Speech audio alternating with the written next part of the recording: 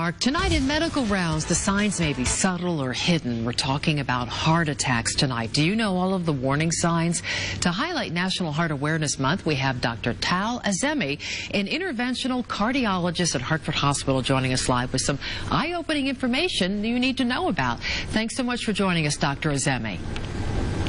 Thank you.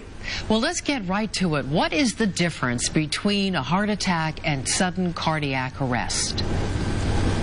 So a heart attack is a problem of circulation. The patient may have a partial or complete blockage that deprives the heart muscle of blood flow, which can stun or permanently damage the heart muscle. Sudden cardiac arrest or death is a lethal electrical disturbance that causes the heartbeat to beat chaotically and ultimately stop. Now, a heart attack can certainly lead to sudden cardiac death.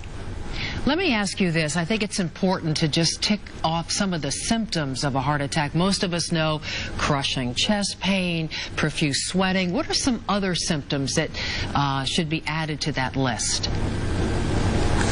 Patients can certainly present with atypical symptoms such as pain in the back, in between the shoulder blades, pain in one arm or both arms, neck pain, jaw pain, and even sometimes tooth pain. Tooth pain, that's interesting. All right, so if someone is having a heart attack, Dr. Azemi, and they're rushed to the cardiac cath lab, what happens in that process? So we prep them for an emergency catheterization. We take a hollow tube called a catheter that goes up the artery in the arm and park it at the heart artery. We take pictures, identify the blockage, we place a wire across the blockage, balloon the artery, and ultimately place a stent to restore blood flow.